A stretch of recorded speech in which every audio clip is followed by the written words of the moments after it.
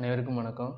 இந்த வீடியோ பதிவில் frictional loss இன் pipe ஃப்ளோவில் ஃப்ரிக்ஷனல் லாஸ் இன் பைப் ஃப்ளோவில் பார்க்க போகிறோம். அதாவது பைப் வழியாக ஃப்ளூயிட் ஃப்ளோ ஆகும்போது ஃப்ரிக்ஷன் மூலயமா லாஸ் ஏற்படுது. அதை பற்றி நம்ம இப்போ இங்கே பார்க்க போகிறோம். When a fluid flows through a pipe, the layer of liquid in contact with the pipe wall has zero velocity due to the no slip condition. அதாவது பைப்பு வழியாக ஃப்ளூயிட் ஃப்ளோ ஆகும்போது அந்த ஃப்ளூயிடுடைய லேயர் பைப்புடைய வாலில் டச் ஆகுது. இதனால் என்ன ஆகுதுன்னா velocity zero ஆகிடுது. அதே மட்டும் the velocity of fluid increases from the wall towards the center forming a velocity gradient. அதாவது பைப்புடைய சென்டரை நோக்கி ஃப்ளூயிடு லேயர் வரும்போது வெலாசிட்டி அதிகமாக இருக்குது. வெலாசிட்டி இன்க்ரீஸ் ஆகுது. ஆனால் பைப்புடைய வாலில் வெலாசிட்டி ஜீரோவாக இருக்குது. சரிங்களா? இதனால வெலாசிட்டி கிராடியன்ட் ஏற்படும்னு சொல்கிறாங்க. அந்த வெலாசிட்டி கிராடியன்ட் நம்ம பார்த்தோம் இல்லையா, du/dy, அதான் வெலாசிட்டி கிராடியன்ட்டு. அது எப்படின்னா டிஸ்டன்ஸை பொறுத்து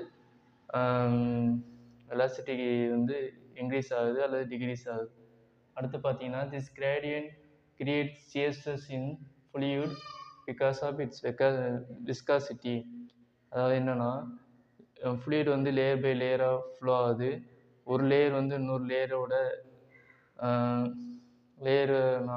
ஒரு இன்னொரு லேயரோட கான்டாக்ட் இருக்கிறதுனால டச் ஆகிறதுனால அதில் shear stress ஃபார்ம் ஆகுது. அந்த shear stress எதனால் ஃபார்ம் ஆகுதுன்னா இந்த ஃப்ளூயிடு விஸ்காசிட்டி ஃப்ளூயிடில் விஸ்காசிட்டி இருக்கிறதுனால தான் அந்த shear stress உருவாகுன்னு சொல்கிறாங்க. The energy lost due to this internal friction force is called frictional loss or head loss due to friction. இந்த ஃப்ரிக்ஷனால் ஏற்படுற ஃபோர்ஸு, சரியா, அதை ஃப்ரிக்ஷன் ஃபோர்ஸ்னு சொல்கிறாங்க, அல்லது head loss due to the friction சொல்லலாம். நெக்ஸ்ட்டு பாருங்கள், இந்த loss of head due to friction இதுக்கு ஒரு எக்ஸ்பிரஷன் இருக்குது, ஒரு டெரிவேஷன் இருக்குது. சரிங்களா? பைப் வழியாக ஃப்ளூயிட் ஃப்ளோ ஆகும்போது ஃப்ரிக்ஷன் லாஸ் ஏற்படுது. அதுக்கான டெரிவேஷன் நம்ம இப்போ பார்க்க போகிறோம். ஒரு யூனிஃபார்ம் ஹரிசாண்டல் பைப்பை எடுத்துக்கிறோம். சரியா? யூனிஃபார்ம்னா என்னென்னா, இப்போ பைப்போட டயாமீட்டர் ஃபுல் லென்த்துக்கும் சேமாக தான் இருக்கும், ஏரியாவே சேமாக தான் இருக்கும். அதே மட்டும் ஸ்டெடி ஃப்ளோனா என்ன, வெலாசிட்டி டைமை பொறுத்து சேஞ்ச் ஆகுது, சேமாக தான் இருக்கும். ஃப்ளோ ஸ்டெடியாக ஃப்ளோ ஆகிட்டே இருக்கும். இங்கே பாருங்கள், ஒரு பைப்பு இருக்குது. அந்த பைப்பு ஹரிசாண்டலாக இருக்குது. சரியா? யூனிஃபார்ம் ஹரிசாண்டல் பைப்னா ஏரியா சேமாக இருக்கும். அதே மட்டும் ஹரிசாண்டல் பொசிஷனில் பைப்பு இருக்குது. இன்லெட்டுடைய ப்ரெஷர் P1, அவுட்லெட்டுடைய ப்ரெஷர் செக்ஷன் 2 இருக்கு இல்லையா, அதில் ப்ரெஷர் P2. ஏன்னா இந்த P2 ப்ரெஷர் ஏன் ஆப்போசிட் டைரக்ஷன் ஆக்ட் ஆகுனா, ஃப்ளூயிடு ஃப்ளோ ஆகும்போது போக என்ன ஆகுனா ஆப்போசிட்டில் ஃப்ளூயிடோட ஃப்ளோவே ஸ்லோவாகிடும். ஏன்னா அந்த ப்ரெஷர் ஆப்போசிட்டில் தான் ஆக்ட் ஆகும். சரியா? அதே மட்டும் அந்த F1 என்னென்னா ஃப்ரிக்ஷனல் ஃபோர்ஸ் இருக்குன்னு சொன்னியா, ஃப்ளூயிட் ஃப்ளோ ஆனால் ஃப்ரிக்ஷனல் ஃபோர்ஸ் இருக்கும். அந்த ஃப்ரிக்ஷனல் ஃபோர்ஸ் என்ன ஆகுது, ஆப்போசிட் டைரக்ஷனில் ஆக்ட் ஆகுது. அதே மட்டும் செக்ஷன் 1 இருக்குது, செக்ஷன் 2 இருக்குது. இல்லை 2 செக்ஷன் இருக்குதுன்னு சொல்கிறாங்க. அதே மட்டும் செக்ஷன் 1ல் ப்ரெஷர் P1, வெலாசிட்டி V1, Lனா லென்த் ஆஃப் த பைப்பு, Tனா டயாமீட்டர் ஆஃப் த பைப்பு. அப்புறம் F1 frictional distance per unit wetted area per unit velocity. அதாவது இந்த பைப்பு வெட்டடாக இருக்குன்னு சொல்கிறாங்க. அந்த வெட்டட் ஏரியானால ஃப்ரிக்ஷன் ஃபார்ம் ஆகுது. அது அந்த டேம் எப்படி சொல்கிறாங்கன்னா F1 சொல்கிறாங்க, F டேஷ்னு சொல்கிறாங்க. HFனா loss of head due to friction. இதுதான் நம்ம ஃபைண்ட் அவுட் பண்ண போகிறோம். நெக்ஸ்ட்டு பார்க்கலாம். சரிங்களா?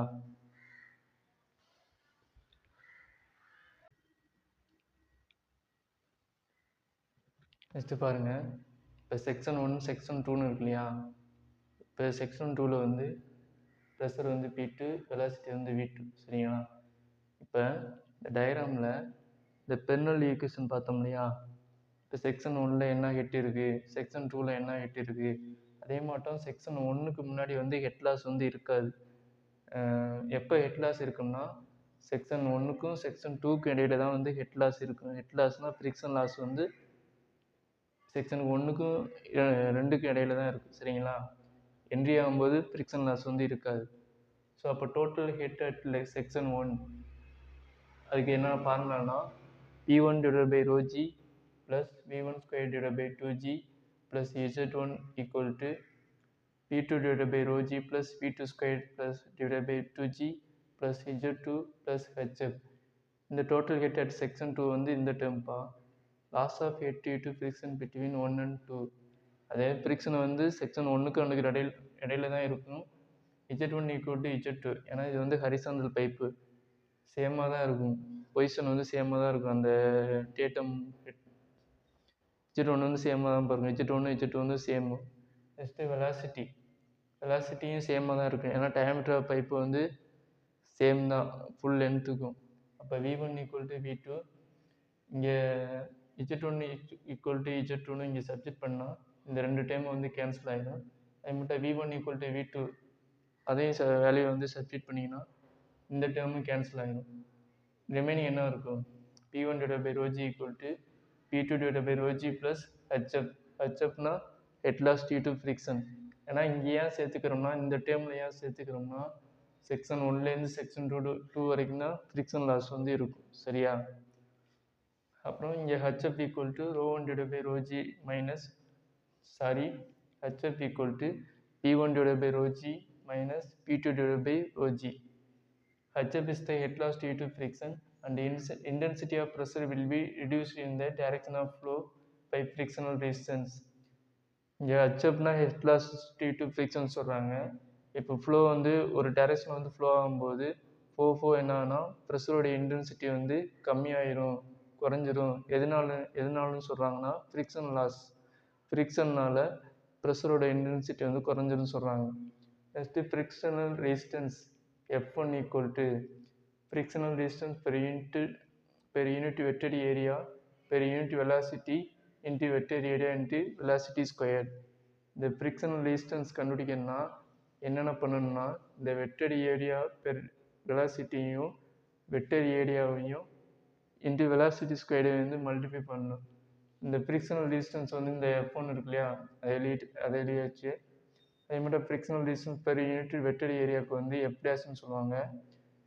இந்த வெக்டர் ஏரியா கண்டுபிடிக்க ஃபார்முலா வந்து எப்படின்னா, இன்னர் சர்ஃபேஸ் தானே வெட்டடாக இருக்கும், பைப்புடைய இன்னர் வால் தான் வந்து வெட்டடாக இருக்கும். அப்போ அதை கண்டுபிடிக்கணும்னா பெரிமீட்டரையும் லென்த்தையும் வந்து மல்டிப்ளை பண்ணால் அந்த இன்னர் சர்ஃபேஸ் வந்து கண்டுபிடிக்கலாம். அப்போ இதுக்கு ஃபார்முலா வந்து πd × L × V ஸ்கொயர். இந்த வெக்டர் ஏரியா வந்து πdL. அதே மட்டும் வெலாசிட்டி வந்து செக்ஷன் 1லேயும் சேமாக தான் இருக்கும், செக்ஷன் 2லேயும் வந்து சேமாக தான் இருக்கும். அதனால தான் இங்கே V equal to V1 equal to V2ன்னு சொல்கிறோம். பெரிமீட்டர் வந்து சர்க்கிளுடைய பெரிமீட்டர் வந்து Pன்னு சொல்லலாமா? அப்போ இந்த பெரிமீட்டரோட வேல்யூ ஃபார்முலா வந்து πd, அதை தான் என்னன்னு சொல்கிறோம், Pன்னு சொல்கிறோம். அந்த πdக்கு பதிலாக Pன்னு சப்ஸ்டிட்யூட் பண்ணியாச்சு. அப்போ F1 equal to F dash × P × L × V ஸ்கொயர்னு வரும். The force acting on the fluid between section 1 and 2. Pressure force at section 1 வந்து P1 into A. ஏன்னா force equal to pressure equal to force by ஏரியாவா? அப்போ force கண்டுபிடிக்கணும்னா pressure into ஏரியான்னு வரும்ல. அப்போ ப்ரெஷர் வந்து P1, ஏரியா வந்து A. அதே மட்டும் சேம் டைம் செக்ஷன் 2லேயும் ப்ரெஷர் ஃபோர்ஸோட வேல்யூ வந்து P2 × A, ஃப்ரிக்ஷனல் ஃபோர்ஸ் வந்து F1, இந்த இருக்கு இல்லையா F1.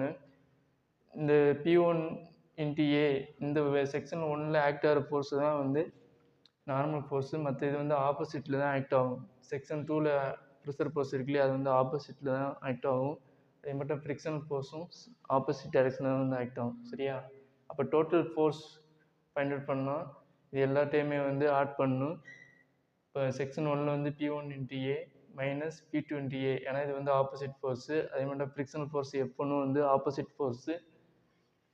இப்போ A வந்து காமனாக வெளில எடுத்துடும். ரிமைனிங் என்ன இருக்கும்? P1 மைனஸ் P2 × Aன்னு இருக்கும்.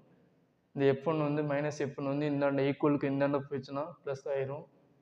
இப்போ இந்த F1 வந்து ஏற்கனவே கண்டுபிடிச்சிருக்கோம் இல்லையா, அந்த வேல்யூ வந்து இங்கே சப்ஸ்டிட்யூட் பண்ணுறீங்க. அப்போ F1 ஈக்குவல் என்ன வரும்? F dash × P × L × V ஸ்கொயர்னு வரும். இங்கே A இருக்கு இல்லையா, இந்த A வந்து இந்த ஈக்குவலுக்கு இந்தாண்ட போகும்போது என்ன ஆகும்? டிவைடில் வந்துடும். அப்போ P minus P1 minus P2 equal to f dash into p into L into V square divide by ஏன்னு வரும். சரியா?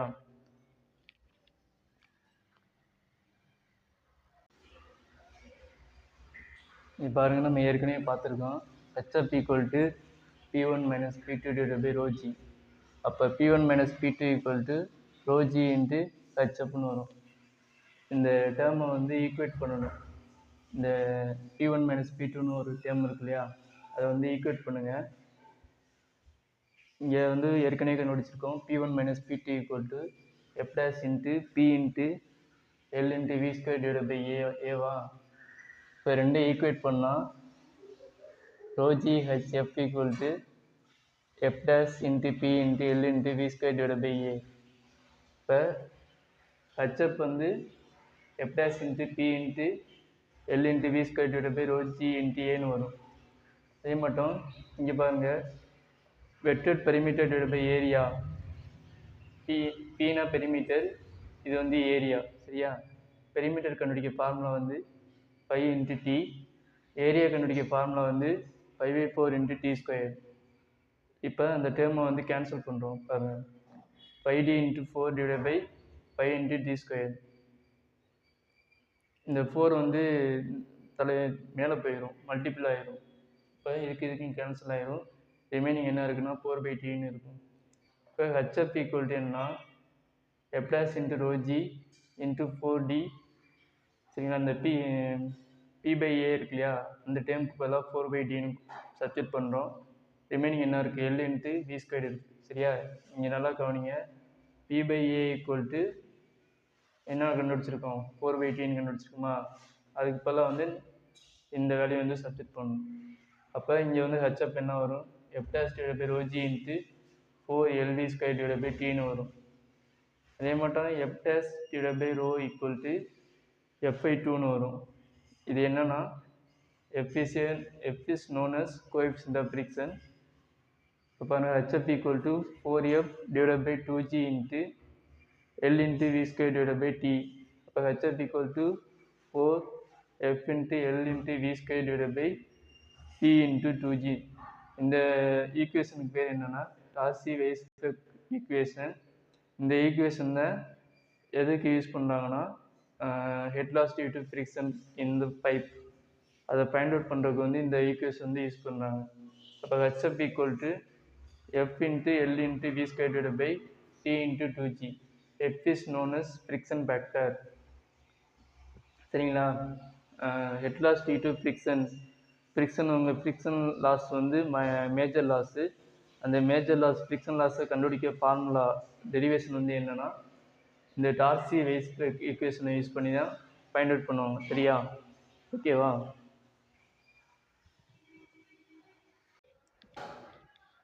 இங்கே வந்து டார்சி-வெய்ஸ்பெக் ஃபார்முலா பார்த்தோம் இல்லையா, அது எதுக்குன்னா, இப்போ பைப்பில் வந்து ஃப்ளூயிட் வந்து ஃப்ளோ ஆகுது, அதனால் லாஸ் ஆஃப் எனர்ஜி வந்து உருவாகுது. சரியா?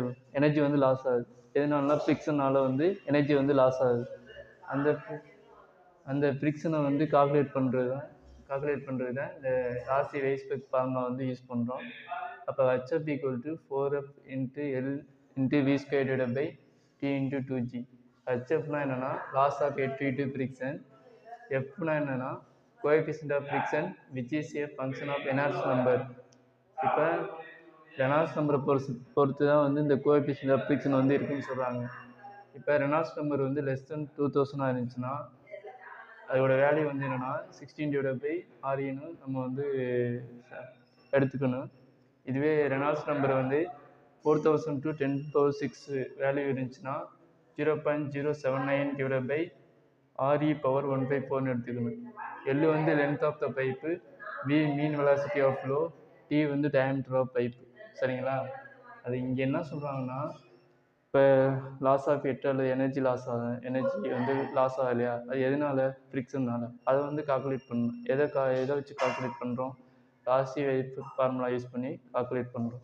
இந்த ரெனால்ட்ஸ் நம்பர் வந்து function of coefficient of friction சொல்கிறாங்க. இந்த ரெனால்ட்ஸ் நம்பரை பொறுத்து தான் இந்த கோஎஃபிஷியன்ட் ஆஃப் ஃப்ரிக்ஷன் வந்து இருக்குன்னு சொல்கிறாங்க. அதுக்கு இந்த லேமினார் ஃப்ளோனா இந்த RE வேல்யூ வந்து 16/10 divided by REன்னு எடுத்துக்கணும். இதுவே 4000 to 10^6 இருந்துச்சுன்னா இந்த வேல்யூ வந்து 0.0790 பை RE power 1/4 எடுத்துக்கணும். சரியா?